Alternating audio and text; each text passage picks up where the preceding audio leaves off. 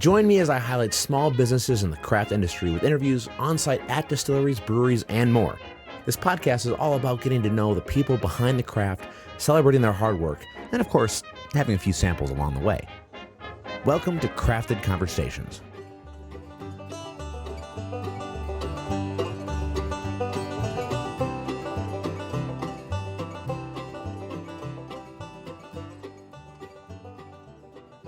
In this episode, I had the pleasure of visiting the beautiful veteran-owned Tobacco Barn Distillery in Hollywood, Maryland, and sat down with the trio behind it all, Dan, Sean, and Scott. Tobacco Barn is a true ground-to-glass distillery growing the corn used in their whiskey right there on the farm. Ground-to-glass recently paid off when in 2023, Tobacco Barn was named America's best farm distillery by the American Craft Spirits Association, earning them a proud visit from Maryland Governor Wes Moore to celebrate their achievement. I'm truly appreciative of the guys for having me, and I look forward to returning soon. If you enjoy this episode and others we've done, I'd appreciate if you followed us on social media. Also be sure to follow us on your preferred podcast platform and leave us a rating and review. We currently stream on Spotify, Apple Podcasts, iHeartRadio, YouTube, and others. And soon we'll be doing a full video format, so stay tuned. Cheers.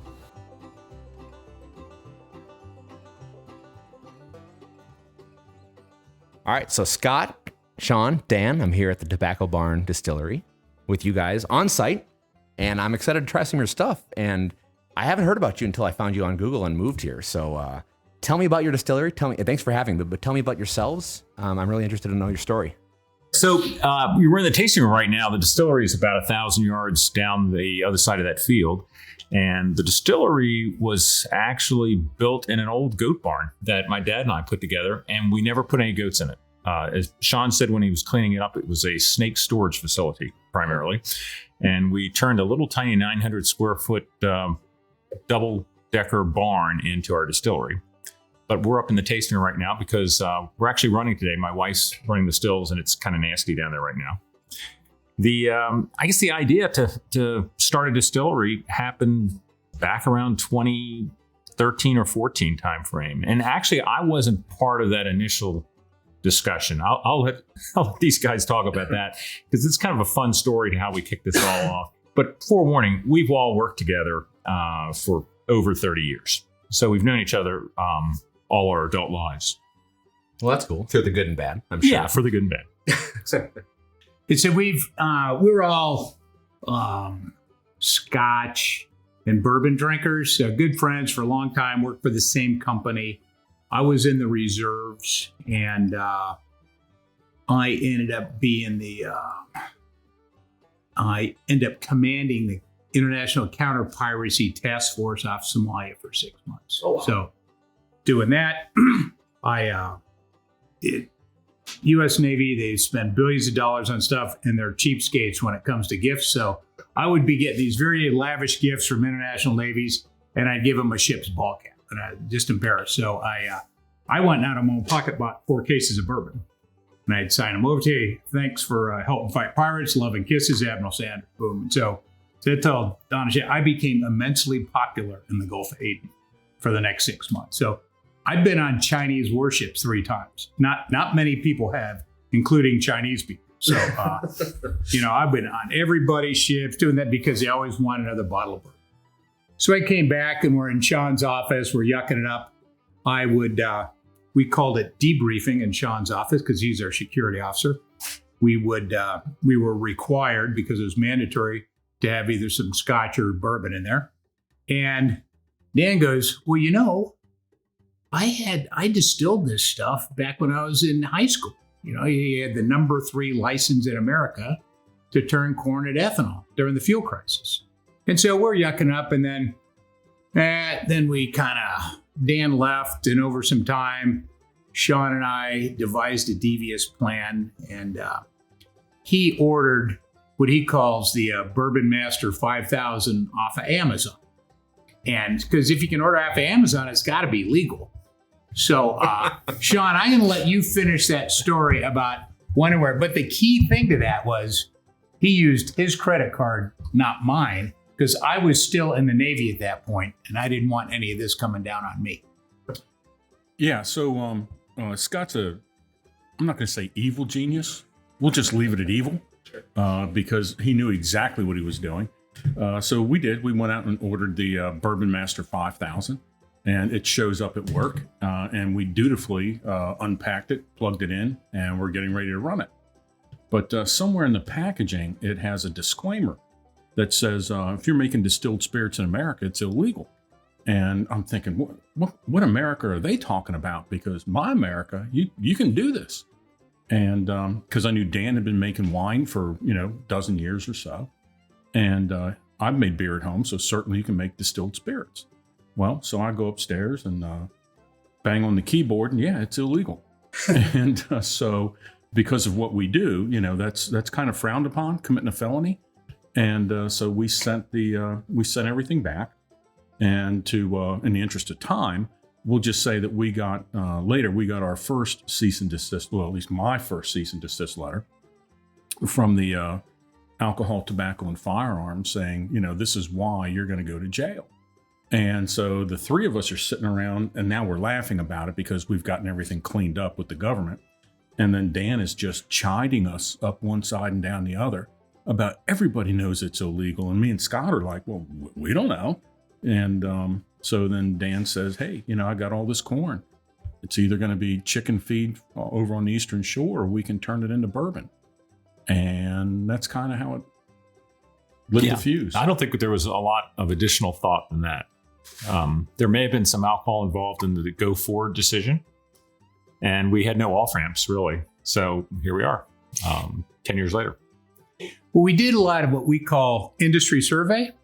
Our wives call that heavy drinking, but we did go to a lot of other distilleries because you can go broke real quick at this. So it's a little bit more than a casual kind of thing. So we did do some due diligence, and we have a business plan and put it together there because as I was saying earlier, there's been 3 distilleries. In fact, the first one in Maryland's gone under since we started. I'm curious too, because the business is so volatile. I mean, to me, my friends and I have talked about opening up.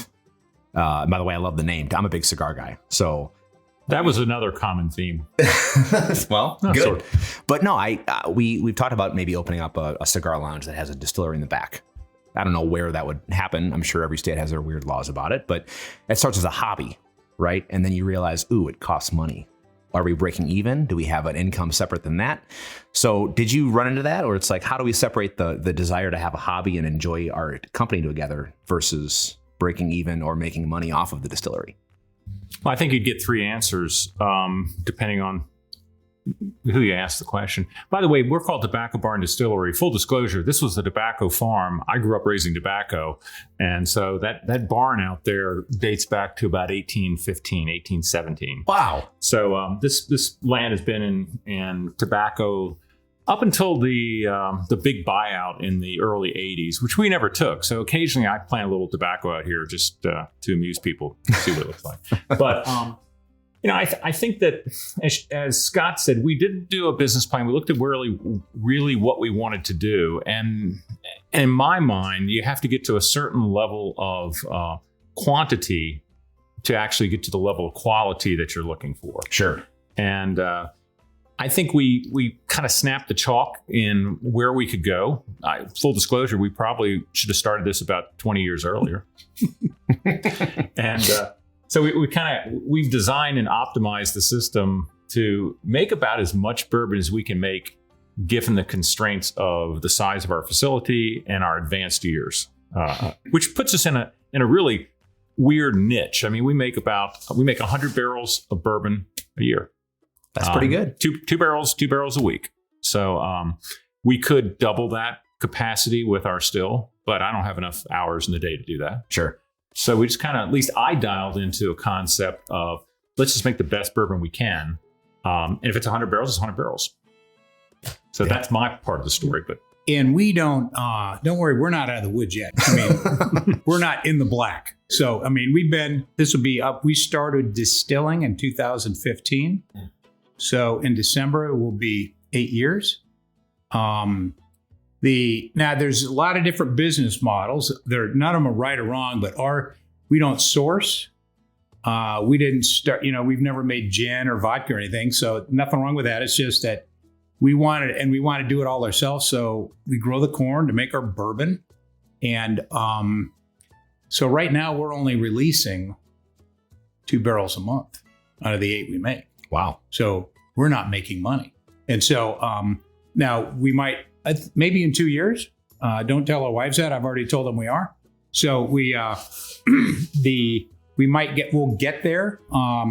We sell every bottle we make because we're about making a high quality. Sure. But it's, you can't, and we all still have day jobs. Or I've recently retired. Dan will be retiring here sometime in the near future. So this is not for the faint of heart. It takes a lot of money to get going. No, I'm sure. I do wonder too, because you made mention of the sourcing and how you started. Was that a calculated decision that you wanted? It's just, this is made by us. This is what our brand is. Have you thought about going into the white spirit route? Have you thought about selling your white dog at all, just to show what? Funny, yeah. We kind of were never going to source. I grew up as a farm family, and we just made everything. We still butcher hogs. We made beer, we made wine, all kinds of stuff. So the thought of buying a really good MGP product and putting it in our label didn't fit our business plan. No bad things about MGP. They make some really good juice, but it just wasn't what we were going to do. Well, and I think, and I can't remember if it was Becky or District Made, it's a different thing. So, I mean, we have a hybrid still.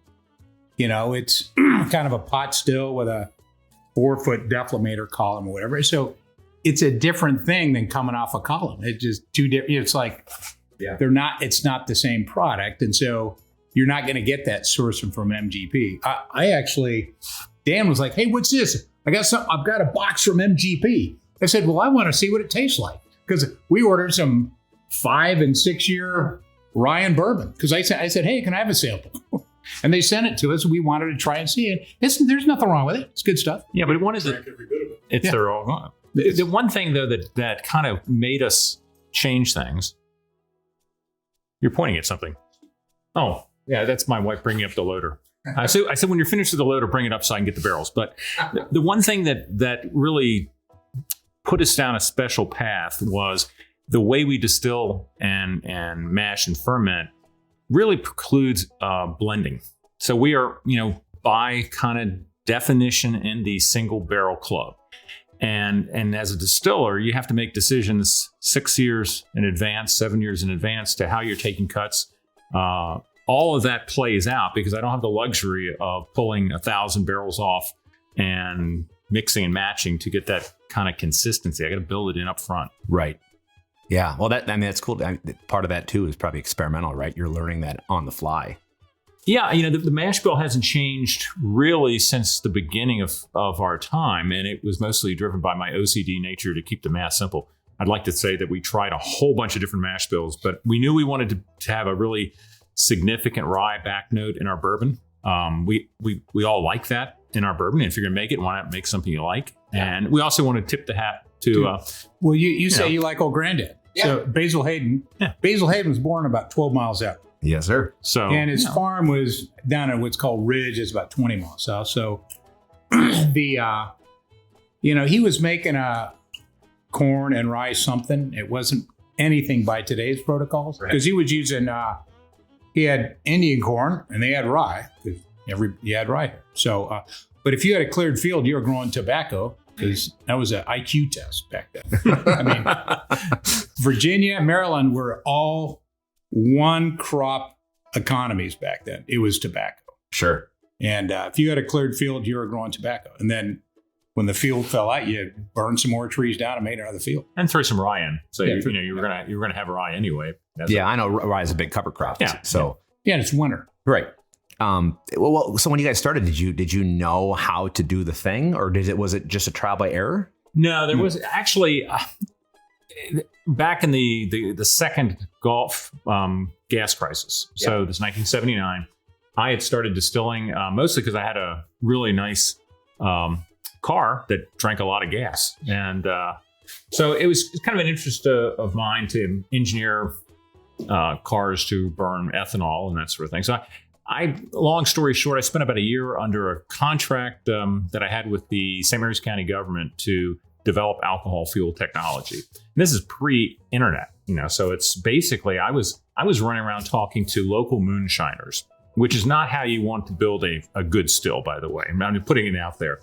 And for a while, they thought I was the cooperative extension agent for moonshining. I get these people calling up saying they get a stuck mash. Could I come out and take a look at it? And learned a lot about the local cottage industry that had flourished during Prohibition down here.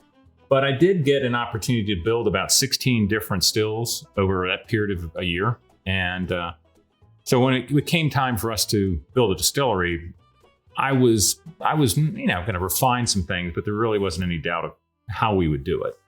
And we still make changes. I just made changes to one of the stills recently to kind of improve yield, and it seems to be doing well. And we start off in 5-gallon barrels because as a craft distillery, you want to make 10-month mistakes versus 5-year mistakes. So it gives you a chance to try out some things, make sure your mash bill, your process is right, and to get your customer. But our first bourbon sold out. I mean, it got us in Whiskey Advocate as Maryland's bourbon. Well, there you go. Well, I don't think anybody else was making bourbon then, but anyways, it was, maybe we were one of two, but anyways, it wasn't bad bourbon for a 5-gallon barrel. Sure. Because you can't age it that long in a small barrel. It just get way over. Yeah, less surface area. It's going to get woody really quick. But it gives you a chance to get your minimum viable product. Make sure all your processes are down. We knew the mash bill was right because we wanted, again, go back to Basil Hayden, rye forward, and do this here. Yeah, well, that's cool. Was bourbon always the baby? This was what we're going to make? Yeah, I mean, I have a soft spot for rye. So we were making rye today. We do it about 6 times a year. I try to do it when it's going to be cold because it's a big challenge in the distillery. The mashing process is a lot more difficult with rye. It seems to be very hard to cool. It's like it's wearing a flannel shirt all the time. So my wife hates it, but we're going to do that today since it's going to be nice and cold tomorrow morning. Cool. Well, I know we have poured the straight bourbon, right? Tell me about this. I'm not sure the barrel. This is a 2018 barrel. It's probably about a 5-year, 3-month, and 12-day or something like that. So this is aged in 53-gallon cooperage. The rick house is it's long. It's not that tall. It's only 4 ricks high, and so there's not a wide temperature variation. It's kind of built into a hill too. But we'll hit 110 degrees some days in the summertime, and it's below freezing sometime. Yeah. So you get one of the things we try to do is, like most craft distilleries, because people want to know where they're getting things from, what's the sourcing, all that. So we're extremely transparent. I mean, there's our current bourbon right there. When we planted the corn, when we harvest the corn, when we put it in a barrel, when we dumped it. That's cool. On each bottle is Dan's, his OCD-ness. So this is our rye, aged 6 years, 1 month, and 9 days. And if we could fit more space, he'd have minutes and seconds on. So, we have that. Our mash bill is real easy. 75 corn, 25 rye for bourbon, 75 rye, 25 corn for rye. Yeah. So it's a true Maryland rye cut with corn, even though Pennsylvanians think they made our rye back in the day. Everybody in Maryland who makes rye, they cut it with corn just because it's not the right or wrong way. It's just local recipes. Yeah, that makes sense. Well, that's very good. That's very, what's the proof on this? Everything's at 90 except 90? the bottle of bond. Okay. Yeah, no, that's a very smooth and sweet bourbon. It does have a lot of extraction of caramel in it. Yes. We're in Kelvin cooperage now, although this predated that switch. Mm-hmm. So it's a number 3 char. Mm-hmm. So we didn't have, years to experiment. We just went with number 3 because that's what most bourbons is. Are you at the point, maybe you're not yet, but are you at the point where you can kind of play around and experiment with different things? You have what makes sense, but have you squirreled away a couple bottles or barrels to say, I'm going to try this now? Oh, yeah. We've done some skip over barrels. We've also done some aging in different barrels. We're just releasing a bourbon that spent, 2 years in a Sagamore rye barrel. So Toasted. bourbon finished in a rye barrel is kind of a collaboration thing. That sounds interesting. With Sagamore. Now, I haven't tried that, so I'm anxious to try that. I had a little vineyard here for a while, so we had a 2016 really good vintage Cabernet Sauvignon Barbera kind of blend. And so I had an empty barrel sitting around a couple years ago, and we put some whiskey from Bourbon Mash in there. And it's going on how many years now? Coming up on 6. So I've tried that, and that's kind of really neat, you know. Wow. You know, so we do this kind of diversionary type things. I've got some wheat whiskey out there just because when we were early on in our discussions about a distillery, Sean and I drank some wheat whiskey and said we like this. So we'll bring that out. But 99% of what we have in the Rick House is bourbon. So, but on that, we sell every bottle of bourbon we release. So when we do diversions, it's just minimal because we've got right now for bourbon, we don't know where we're gonna hit the upper limit on. And we're a bourbon house, so right. So on this bourbon, one thing I can tell you that's a little unique about this that we're drinking from, I believe this one was barrel entry proof at about 103. Oh, so you know it was it changes based on when we actually fermented it out. We tend to fight some of the temperature controlling problems in August, and so the yield may go up or down a little bit. But we put it in 2 barrels, so we've gone as high. I think I actually have 2 barrels, maybe at over 120 proof. The target 112 ish. Yeah. I know I have at least 1 barrel that's 98. so we're not adding a lot of water proof down to 90. Yeah, no kidding. Yeah, that's wild. And we're very transparent on everything. So we grow the corn here. We get the rye from the Mennonites that are like 12 miles away.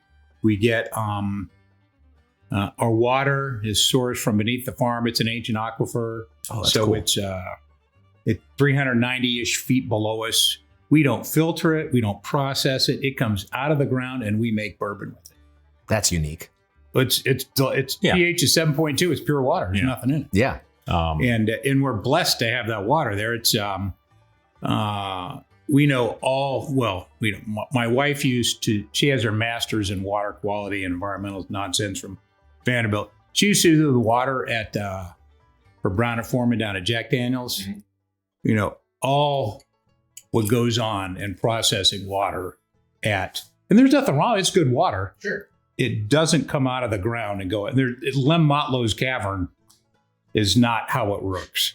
That's a great marketing campaign, but that's not how it happens. And it does taste different when we chill filter, because I have experimented and done a laboratory grade chill filtering. We just don't like it. So this gets a 1 micron dusting. Yeah, we don't chill filter. Get the chunks out of it. Yeah. Did you try that here, or did you just learn that from the other places that you've tasted? No, we did it. We did it here. Yeah. We tried it. I mean, it's not bad, and it looks prettier with you put big ice cube in it. Of course. But I think we're happy where this is. Yeah, no, this is a great bourbon. Would you consider this your flagship? This is the bestseller, all that good stuff.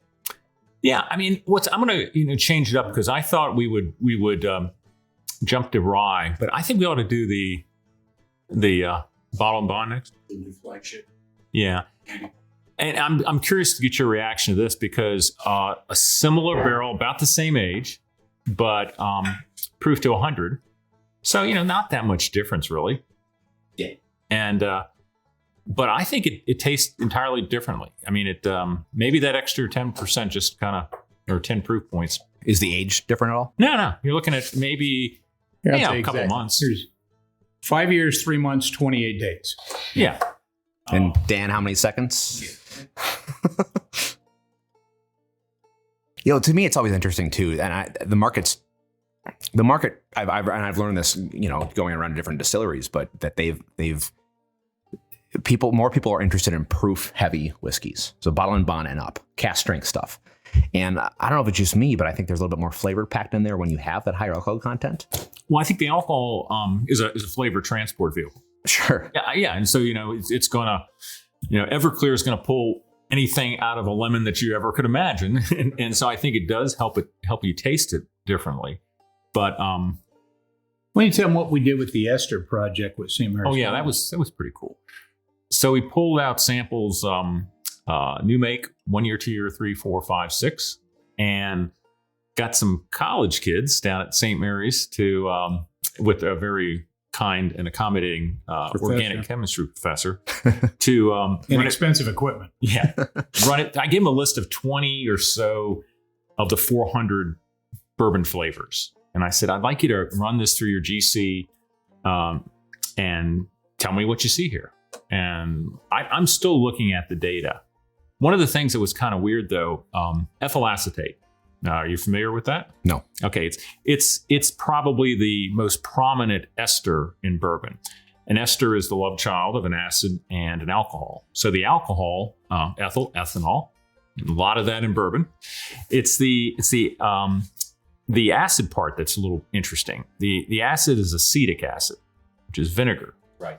So you're always going to have some acetic acid if you do open top fermentation, because what happens with wine when it finishes making and you let oxygen get into it, it continues on to make acetic acid. So ethyl acetate is ethanol hooking up with acetic acid. And it has too much of it, it becomes a flaw. It boils very, very close to pure ethanol. So it tends to come out early on. In fact, you can get most of it out in the 4 shots and get rid of it.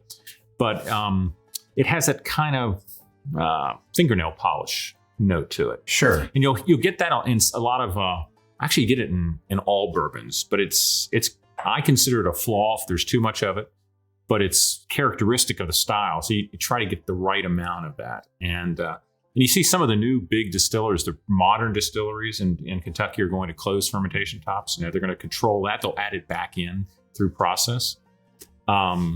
I think we had a good balance in it, but what the gas chromatograph told us was we actually saw an increase in ethyl acetate as it aged. And I was scratching my head saying, wait a second, I'm figuring all this was happening during fermentation. That was the likely path to creation. Right. The turn out, I think this is a hypothesis, and if anyone listening knows better, let me know. But the oak is full of sugar. I mean, that's what, when it comes flame, it goes through and ironically turns into, caramel. So as it's aging, as the staves are aging, that sugar exposed to wild yeast fermented at some level in the wood. So I think that in addition to tannic acid, there's also acetic acid that was left over from the fermentation during the aging of the oak itself. So now you hook it up with its buddy ethanol and you start making some additional acetic acid. That's wild. I've never heard it's a hypothesis, by the way, not a theory. Well, I've never heard that in depth. And that's what I love about this is that I would never have known that. And the market doesn't know that. But those little nuances that change the flavor and the presentation of the whiskey matters. It does. I mean, and one of the things, talking about cuts, every now and then we drink a lot of other people's stuff. Sure. And, one of my early criticisms of ourselves was, well, it just doesn't taste like Evan Williams, or it doesn't taste like Old Forester, because you're drinking a Kentucky bourbon, which is most of the bourbon in the United States. And it's amazing how similar they start tasting. They're all good, by the way. They just taste kind of similar. And so striving for uniqueness is kind of anathema to a large corporate industrial product-oriented machine. Right. And, when I was a little hypercritical early on, but now I've come around to appreciate the cuts we're taking. Because, you do have to make that decision in a single barrel. When do you turn it off? You turn it off too soon and you don't get the N-butanol, the little bit of propanol, those heavy alcohols that, again, in too large a quantity become a flaw.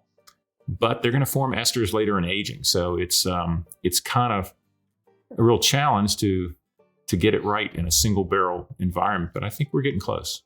Well, that's a testament too to the craft part of this is that, not every barrel and bottle will be the same. Jim Beam and Jack Daniels, while they make a good history and product, every bottle will look and taste the same. They have the resources to do so, but I think there's something to that your bottle from 2016 is going to taste different than your bottle from 2019. I love that. Absolutely. Our bottle in 3 months will taste different. Yeah. Well, even when by design, because it's open fermentation and each barrel is different. Right. Every barrel is going to give a different flavor. Yeah. So this bottle and bond, I don't know if I think it does taste different than the 90 proof. but it also was a different barrel. It just may be that this barrel was happier. I will say that this is a lot different, but it's not in a bad way. It's in a unique way, and that's why I like. So is it the proof? Is it the? I know what it isn't. It's not the mash bill.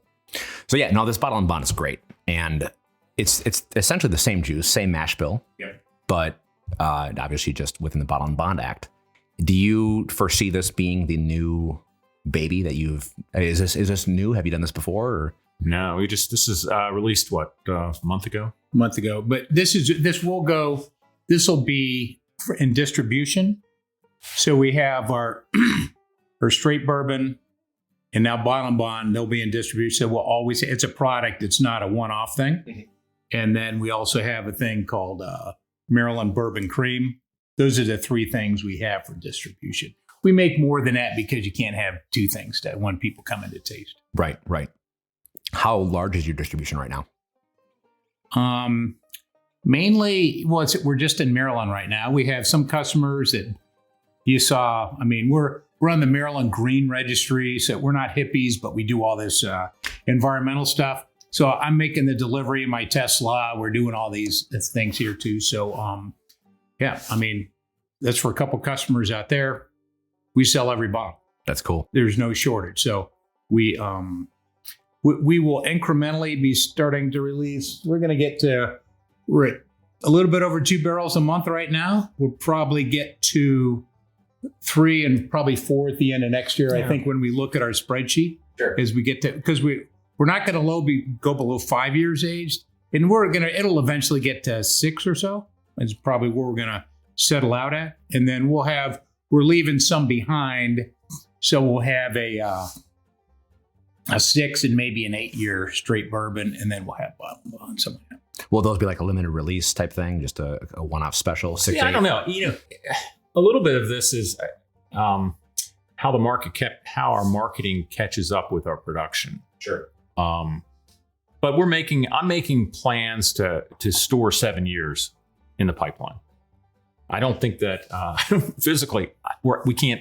I don't have another place to build another building. So 7 is a magic number, but truthfully, it'll be interesting for us to try those holdbacks, because we have a couple of, they're 2017 barrels that we've jumped over. So, they're already 6 years, maybe start doing some pulls out of those at 8 years, see what it's like. And we've had some, Maryland's coming up on its 400th anniversary in 2034. Okay. So this year on Maryland Day in March, we took 4 barrels, bottled them on Maryland Day barreled them for the Maryland 400 celebration. And then, but that's just those 4 barrels. We're thinking about doing a Maryland 400 bourbon that's, 400 weeks. So, it's almost 8 years. Yeah. And that'll be a really solid bourbon. For sure. Do you find yourself trying to catch up to the register at all, that you can't age more than 5 years? Or was that the sweet spot that you found for your bourbon? Yeah. True confession, I don't know what the sweet spot is. No, we don't. Honestly, because the oldest bourbon I've ever had is, 5 years, 6 months that we made. Made. Yeah. What was it, Booker No?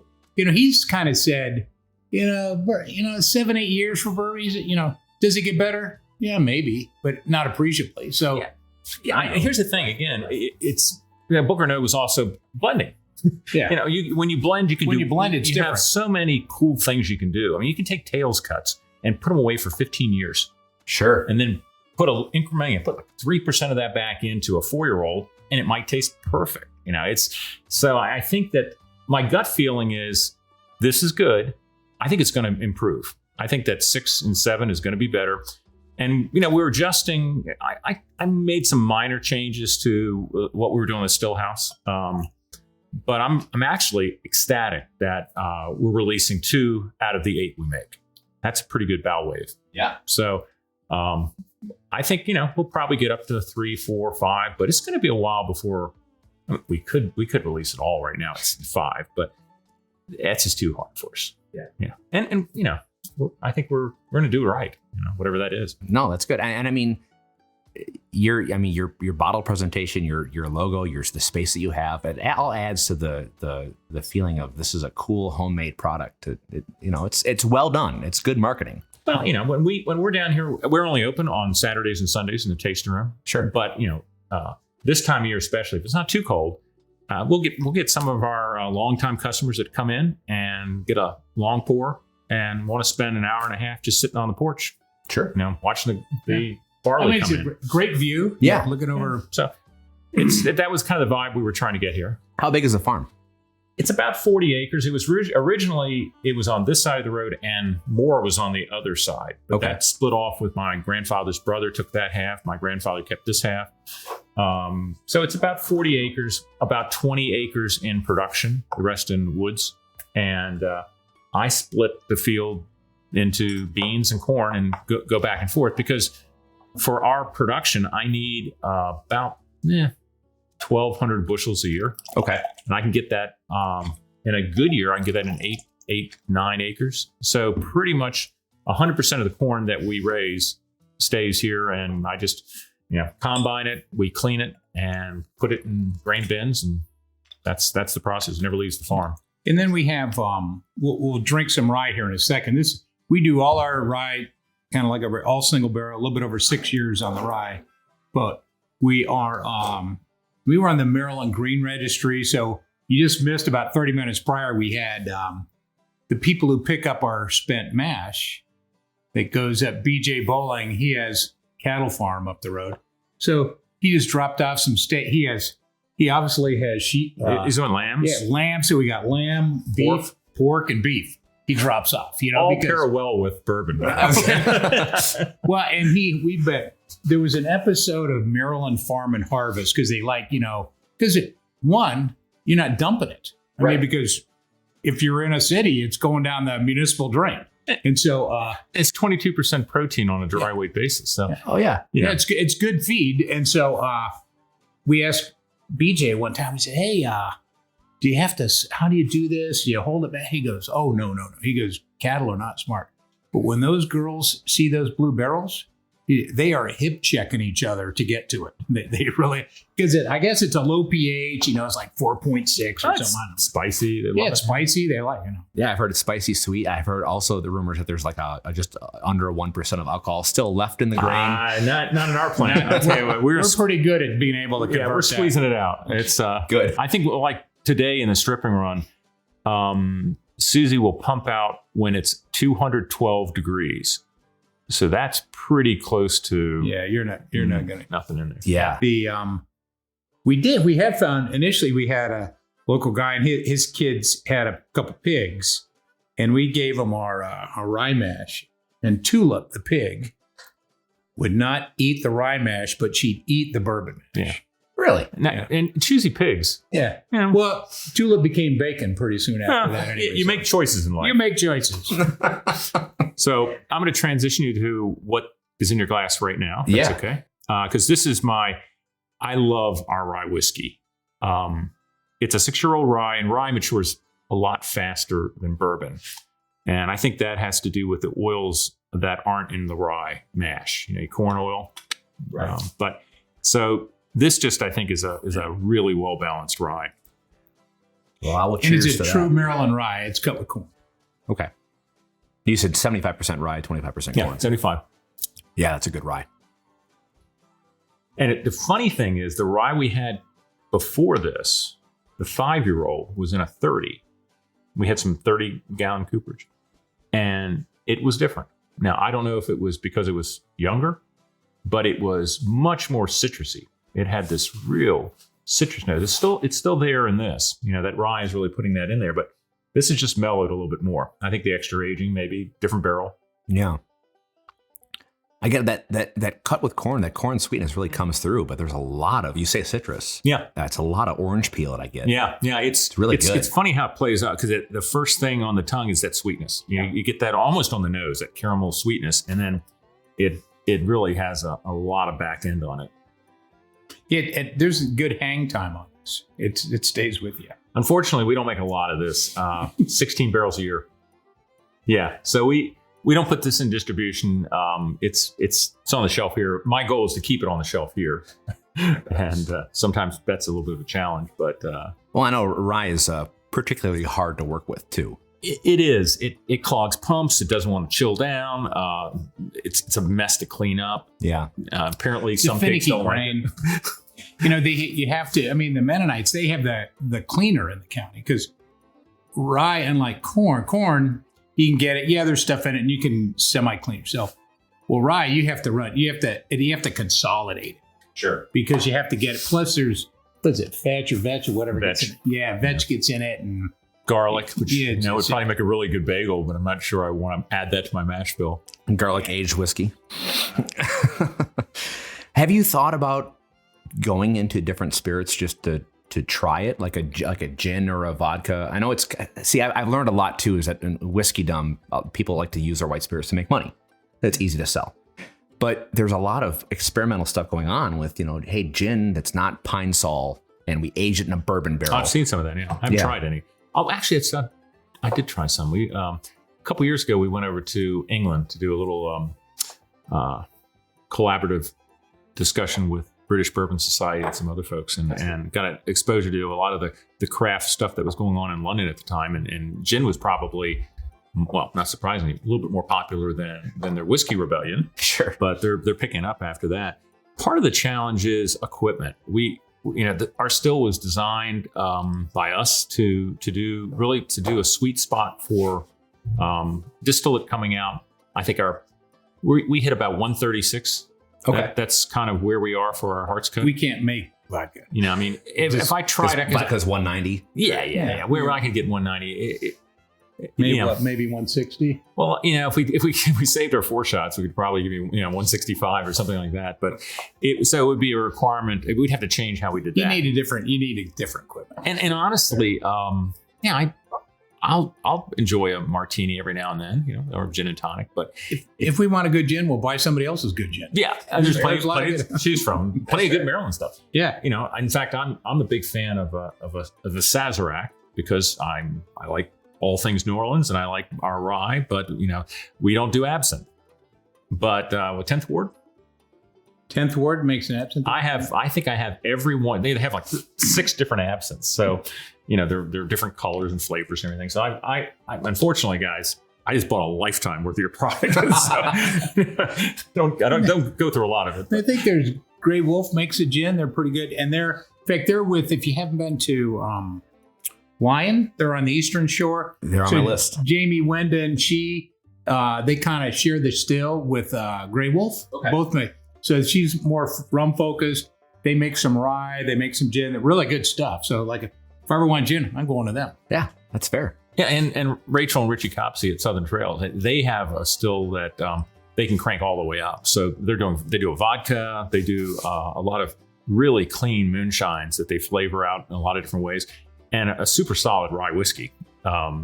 So they kind of can fit in that with their equipment. We're kind of stuck where we are in the whiskey world. So I'll tell you a little. So when Dan, all the moonshiners think he's the ag extension agent around here. So when we were making our first batch of bourbon, Dan said, "Hey, I need to get some rye." So I know the Mennonites over in a place called Loveville. So I went down there and I said, "Hey, I need to get some rye." And I wasn't sure if they were down with the alcohol connection yet. Oh yeah. But they have no problem. And so Mr. C goes, "Well, what you need there, Scott?" And I said, "Well, I need me 16 bushels of rye." He goes, "Doesn't sound like you're making bread." I said, "No, Henry, I'm going to be making me some whiskey." He goes, "Well, if you do, you're the only one that's legal." He goes, at that point, I realized they're like the logistics chain for the moonshiners in the county because they have the rye cleaning machine. Sure. And if you need to get rye in January, that's what you're using it for. 16 bushels of rye, you're not making bread. Oh, that's hilarious. Wow. It's just like during Prohibition, if you got 80 pounds of sugar at the store, they knew you were doing Or something. more like other. 8,000 pounds. Yeah. That's awesome. Do you think part of the market that, there's a perception in the market that, you have this story, you do these things locally, you have your own farm, you have this craft operation, you designed your own still, and you guys are, 3 friends doing this together. Do you think the perception in the market is like, hey, that whiskey's better because of that story? I don't know. I do. I mean, I like knowing that I'm eating local when I'm eating local. Yeah. And I think that helps. It certainly, it brings people in here with an open mind. And I think early on there was everyone has taken a trip to Kentucky, and everyone knows you can't make bourbon anywhere but Kentucky, and there's a little bit of that, and that comes in every now and then. But generally, I think everyone's just and they have a good time. I think being transparent and telling everybody, there are no secrets in this business. So here's our mash bill. Here's where we get our water from. Here's where we get our grains from. Here's our process. Here's what we do. And then that's the thing. So we were in a double blind contest. So it's American Craft Spirits Association. Sure. So they do it, but it's underwritten by the American grain producers. So, because it's all about using local. So we're a farm distillery because we grow our corn, but you don't have to be a farm distillery to do it. As long as you get your grain from your state to do it, and you're under 100,000 proof gallons or something, which is all the craft distilleries. Right. So as double blind, we're the number 1 farm distillery in America. That's awesome. In fact, the governor's coming here in a couple weeks to give us our recognition. And then we have, in fact, Becky might come from Kentucky because she's on the board of American Craft Spirits Association. We have the president coming out, or the CEO, she's coming. And so the governor's have to go, this guy, did you beat Kentucky? He said, yes, we did. Here's the list of everybody that was in there. So yeah, that's it. Now, it wasn't Jack, it wasn't Blanton's. It wasn't Buffalo Trace, because they aren't allowed to do it. It's all the craft people. But there's the craft distillery. I said, okay, we just want to make sure. That's awesome. Yeah, there's something weird that I'm starting to notice it more and more, is that, especially because the market's blown up with bourbon. Bourbon specifically has this nature of, it's Buffalo Trace. It's the thing that and people like sweeter things generally. And rye is still trying to come back up since Prohibition, but as much as I love all the products coming out of Kentucky, and Kentucky itself has some craft distilleries that are great too. Yeah, but Peerless is really good. Peerless is great. Yeah, Wilderness Trail. Yeah, Nulu. I think their distillery is called Prohibition Distillery or whatever. But Nulu Toasted Barrel is some of my favorite stuff. I toured their flight on my bachelor party, but different story. My wife does not need to hear. But I appreciate the smaller craft ragtag blood, sweat, and tears story that Buffalo Trace and them, they started that way. And I don't think there's a goal in the market for what you guys are doing to become that. This is where the money and the fun and the hobby is this small little operation. Yeah, what are there? 2,800 craft distilleries. Oh yeah, and there's like 16 big ones, and then there's 2,800 little ones. Right. That's okay. We're one of those. Yeah. Oh, that's great. It's okay. But we're not, we're not going to. Brown and Foreman is not nervous because we're selling bourbon. I can tell you that. No. And they also have access to 230 different countries. Yeah, exactly. So who cares? I don't know. I've never said anything bad about. There's one release that I'm not fond of, but I won't mention that name. But generally, it's hard for me to not appreciate a bourbon. Yeah. Regardless of who makes it, I'll find something useful about it. Yeah. Some are, especially some of the craft bourbon that I've tasted. They could probably make some minor changes and significantly improve it. But generally, it's just, Have you ever heard or listened to, I think it's Taylor Cope. He's a pretty good bourbon guy from Kentucky. He has a great thing about, bourbon is a wide berth, and it's nice to try it all. Yeah. You don't have to have one, so you're not trying to get one. There's a lot of bourbon, Sure. You just see there's no right or wrong. There's no, some people like wheated bourbon, some people like rye bourbon. Okay. It's whatever you like. I used to do a lot of travel. Now, I haven't done anywhere near as much in the last couple of years, but a lot of travel around the world.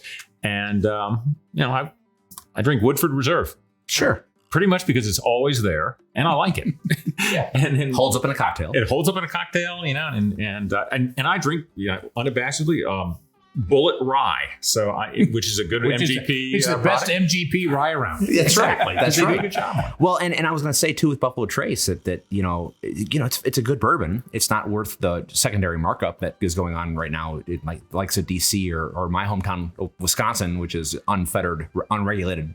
You could buy a whiskey in Walmart, but as you should be able to, right? But there's like something in that people hear that name and they think, oh, it's quality, and that's not wrong, but it's not a $200 bottle. Yeah, I mean, I will never turn down an Eagle Rare that somebody hands me. Sure, I'll turn down a Benchmark. Yeah, and they come off it's the same mash bill and the same still. Sure, yeah, sure. So hey, one of you, we're going to go to our last thing here. Yeah. Dan's going to talk about our Maryland Bourbon Cream. So my wife and I took a bicycle trip through Kentucky, and stopped into Buffalo Trace and did the obligatory Ellis Island tasting experience with 2,000 of our friends, all mask wearing at the time. Of course. And they finished up with their bourbon cream. And at the time, I was looking for a sweeter version of something that we could bring here, because up to now, it's been our honey flavored rum. Because we started out actually making rum. And there's a little bit of a rum backstory. I'm doing it in reverse. And we don't make rum anymore, but we have some aging 6-7-year-old rum out there. And every now and then, I take a barrel out and add 7 gallons of local honey. And it's a difficult time, but it has its fans as a kind of a sweet thing. So I was looking for a replacement. I came back and said, I got it. We're going to make bourbon cream. We made our first batch, which was about 400 cases. Yeah, something like that. About a year ago. And we said, well, that's going to last 400 cases. That's going to last us a year. And it was gone. And we did it in October, mid-October. It was gone by Christmas Eve. Wow. So we just did our 4th batch. The difference is it's got good stuff in it. So this has 4-year-old bourbon in it. Yeah, so the difference is Buffalo Trace, good company, good quality, but they have vice presidents, directors, PowerPoint charts. They would not put a 4-year-old bourbon in there because they would veto that immediately. That is a bad business decision. Sure. And you know why we have a 4-year-old bourbon in here? It's not because of the absence of vice presidents. It's because it was the easiest barrel to get to. Really? Yes, really. I said, if I have to go dig through and find a 3-year-old, which is normally where we go, is a 3, I'm going to have to move like 10 barrels by myself. They weigh 600 pounds. I'm not doing that. I'm taking that one. Your day is up. Your number's up. Oh, that's fantastic.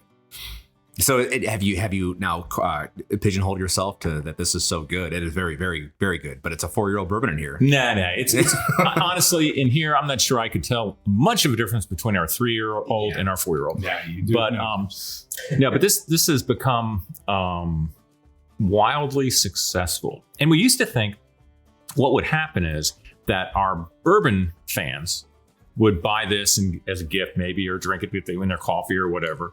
And it would just be kind of a replacement for the honey flavored rum.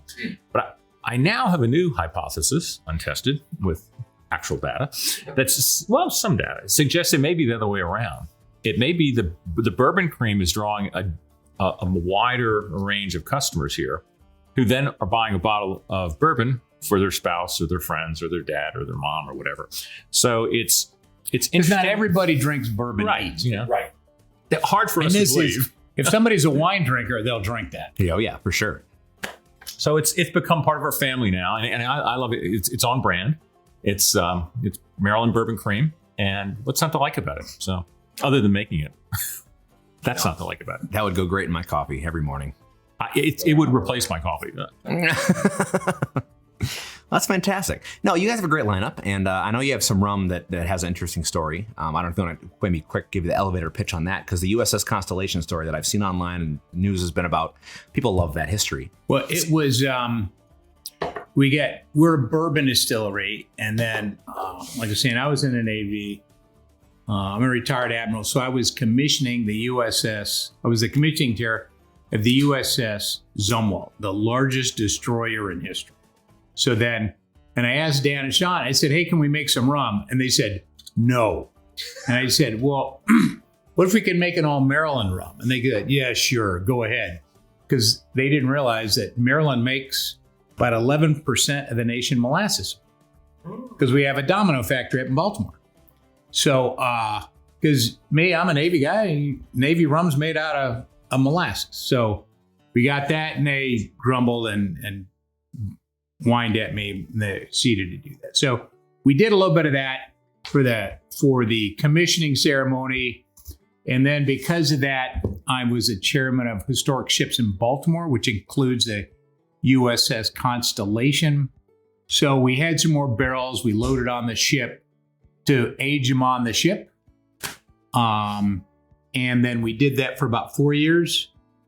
And then during COVID, one of the industrious, I think he was probably in a insurance agent up there, called me up and said, hey, do you have rum on the ship? He says, that's dangerous.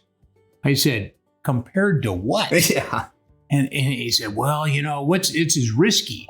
I said, well, risk is a pretty broad term. What does risk mean? He goes, well, I said, listen, I have 350 years of actuarial data from the British, French, and Dutch Navy. There's never a fire, an explosion, or anything from wooden rum barrels on wooden ships. And they go, well, we just say anyway. So there's an old country song saying you can't fix stupid.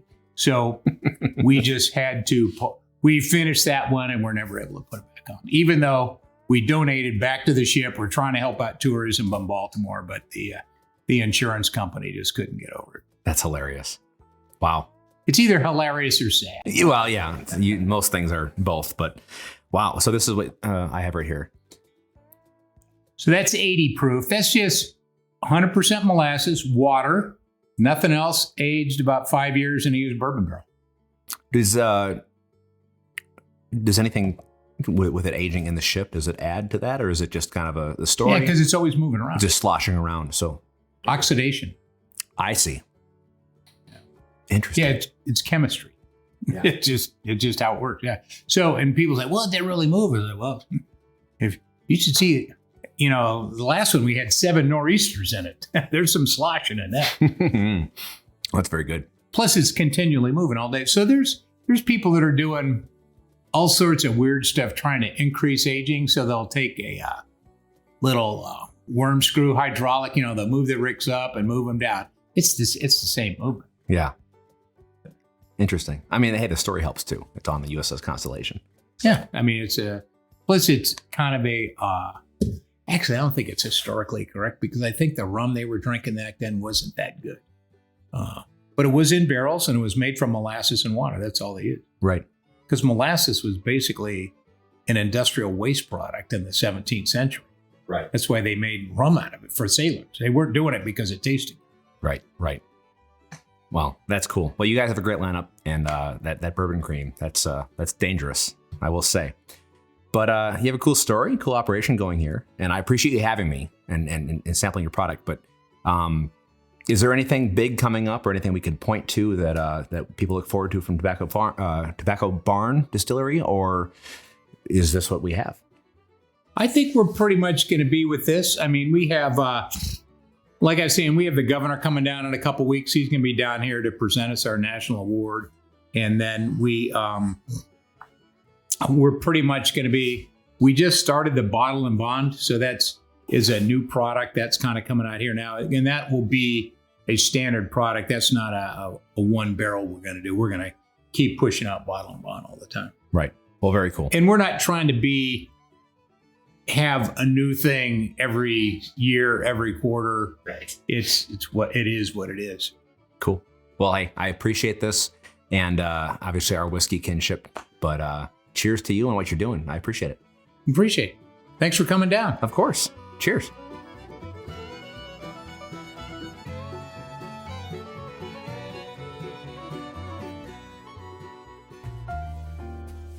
Thanks for listening. If you enjoyed this episode, I'd appreciate it if you left us a review on Apple Podcasts or Spotify. The more reviews, the easier we are to find. Also, if you aren't already, be sure to follow us on social media so you never miss any of our updates. Be sure to share this episode with your friends, and always be sure to drink responsibly. There are quite literally thousands of distilleries, so we're just getting started. Stay tuned for more conversations with master distillers, distillery owners, mixologists, and even bar owners, and more. Cheers.